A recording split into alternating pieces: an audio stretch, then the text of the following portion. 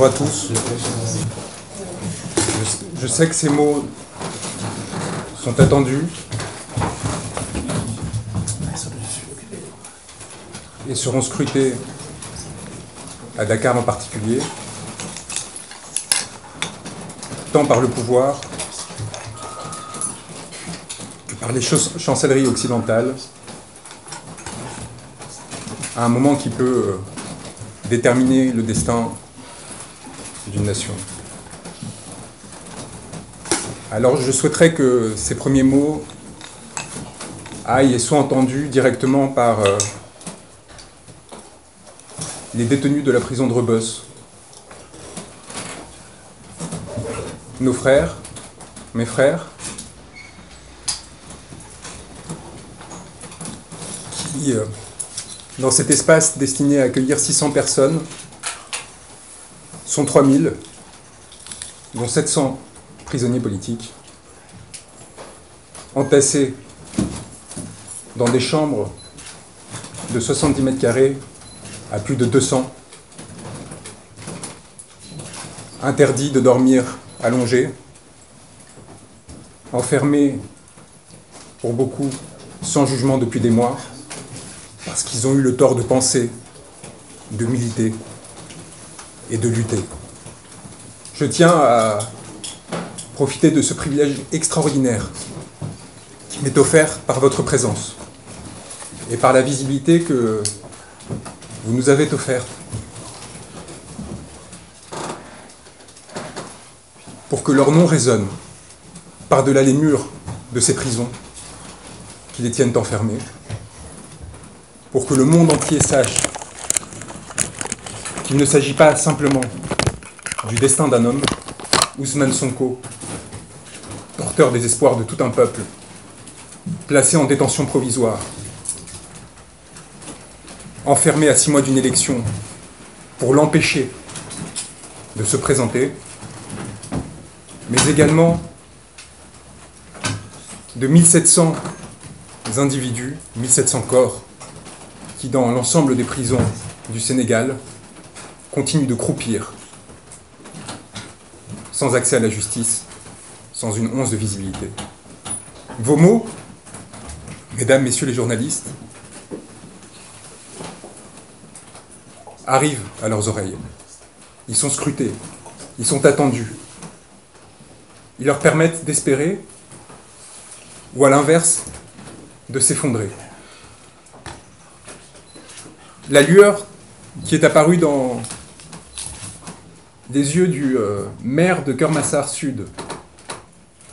qui était en géole avec moi,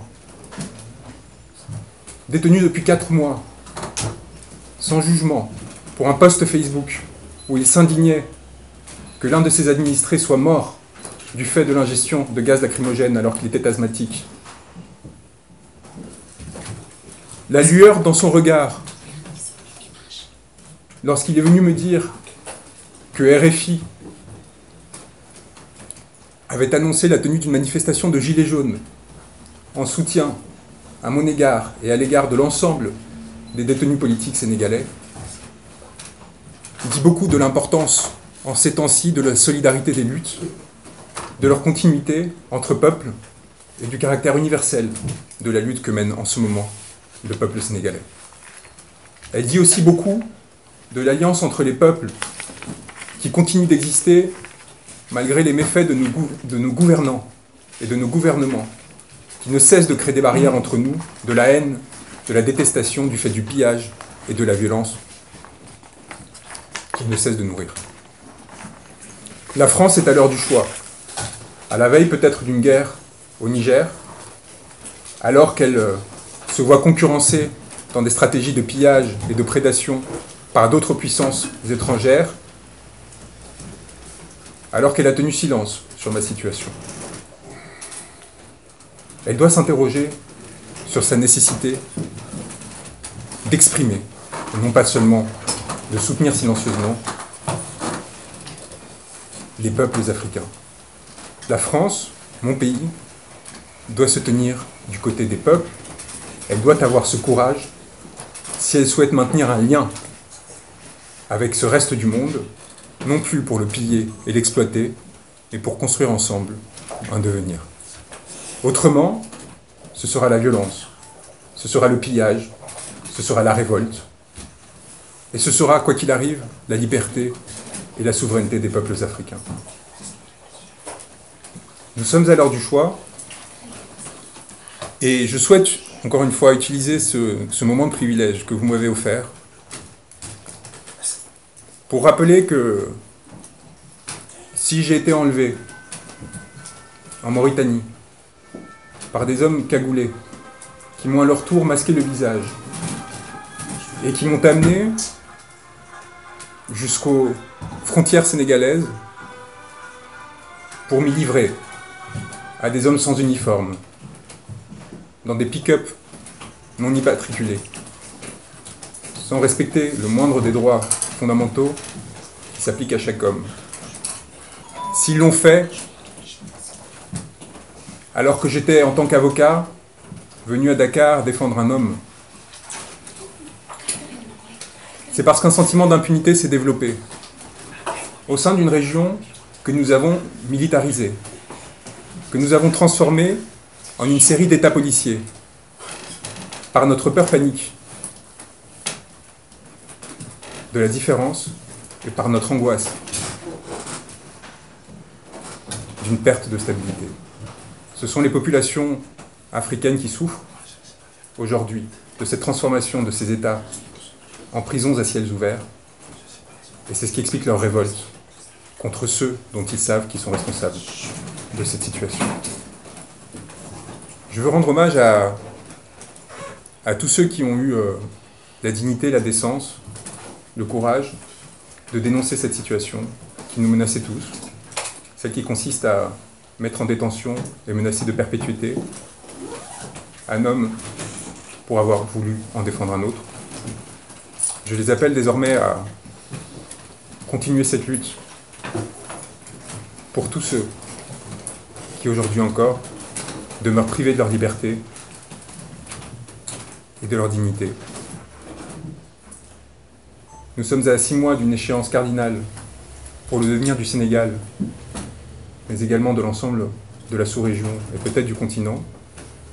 qui déterminera des bascules fondamentales. Ousmane Sonko reste hospitalisé, souffrant notamment d'insuffisance rénale suite à une grève de la faim, mise en œuvre pour attirer l'attention non seulement sur son sort, mais sur celui de l'ensemble de ses frères et sœurs de lutte qui sont persécutés sur son pays, sur son territoire. Et il me semble essentiel de prolonger ce mouvement de solidarité qui a commencé à leur égard et de s'engager pour trouver au plus vite une solution qui permette d'assurer une transition démocratique au Sénégal, comme le prévoit sa constitution, et de s'assurer que la volonté souveraine de ce peuple soit respectée. Il en va de nos intérêts à tous, y compris ceux des sociétés occidentales. Il en va d'une idée du genre humain. Il en va aussi d'une potentielle nuit noire dans laquelle serait plongé le Sénégal si les desseins du pouvoir actuel étaient respectés et que si ceux-ci réussissaient arbitrairement à empêcher une partie de la population de se voir représentée. Nous avons demandé à Ousmane Sonko de mettre fin à sa grève de la faim, pour une raison très simple. Cet homme fait communauté. Cet homme permet à des milliers d'autres, comme je l'ai vu à Dakar, mais aussi au-delà, de retrouver une forme d'espoir et d'espérance parce qu'il leur permet de retrouver un sens de la fraternité et de la lutte collective. Ce n'est pas l'individu en tant que tel qui compte, c'est ce qu'il a su enfanter et créer. En conséquence de quoi nous avons besoin de lui, encore une fois, non pas du fait d'une lutte idéologique, mais simplement parce que, à travers lui, nous allons protéger cette idée du politique, qui consiste à créer du lien, à travers la lutte, redonner de l'espoir et permettre aux individus de survivre dans des conditions qui autrement les amèneraient au désespoir et à la catastrophe. Je suis très heureux et très fier d'être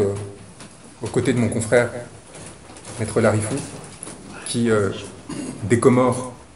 a rejoint le pool d'avocats qui assiste Ousmane Sonko. Je voudrais rendre hommage à mes confrères qui, au Sénégal, au quotidien, sont confrontés au risque pour leur carrière, mais aussi pour leur liberté, comme le cas de Babacar Ndiaye l'a encore démontré, parce qu'ils ont décidé de se placer du côté des déshérités. Ces individus